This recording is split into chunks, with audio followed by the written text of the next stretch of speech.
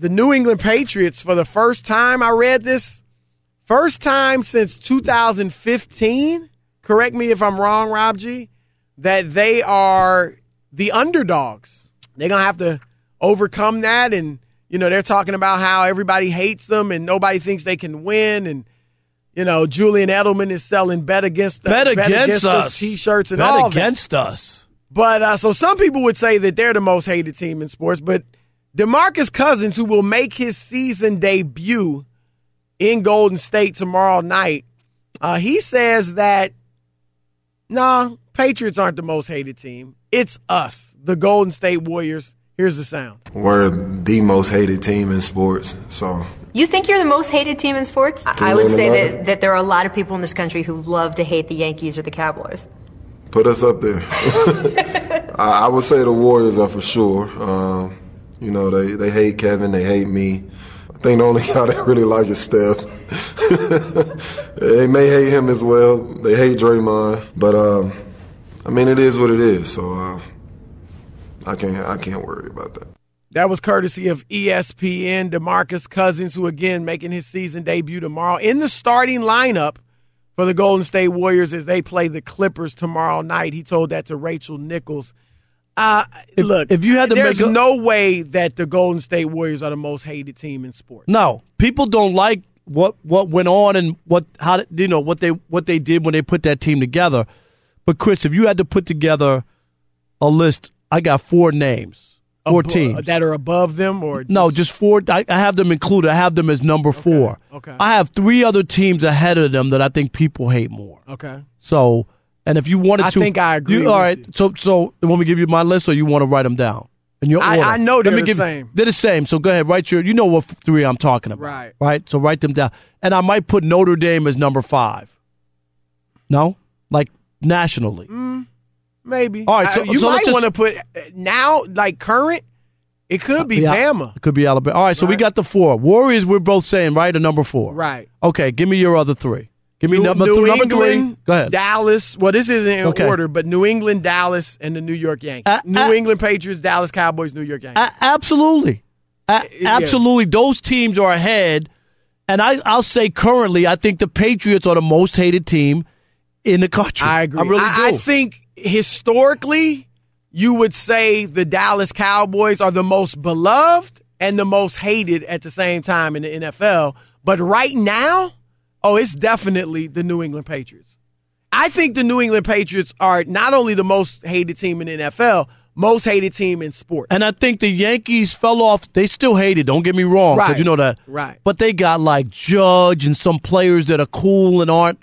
Do you know what I mean? And also, they haven't won since 2009. Right. And it's been a while. In fact, they haven't, in the last 19 years, they've won and been to one World Series. In 19 years? 19 years. Their last one was 2001. 2000. When they won before the that, when they won a 3 out of 5. 3 out of 4, right. Was it 3? Yeah, 3 out of. They went back and lost. Right, and lost. Right. They lost in 2002. Okay, so 2000. But wait a minute. But since 2002. Yeah. They haven't won any other World Series. Yeah. So you have.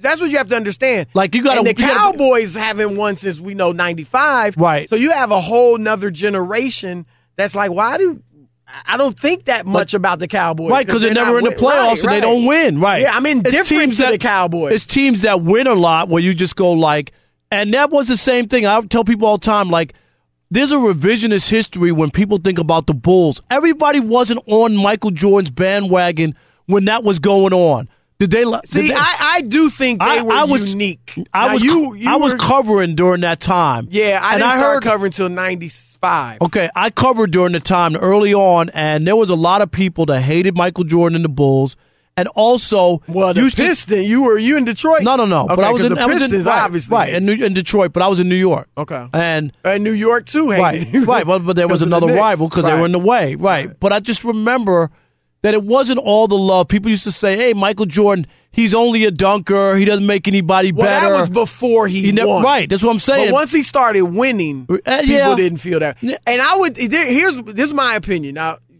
I want to hear yours, too, your response to it. In New York, of course, because the Knicks were good with Patrick Ewing. Right. And the Bulls kept beating them. And in Detroit, where they kept beating the Bulls, but then, of course, Jordan then they finally broke through, toppling them. he was very much hated. Hated. But I would say in most of the country, the Bulls and Jordan were beloved. I don't know.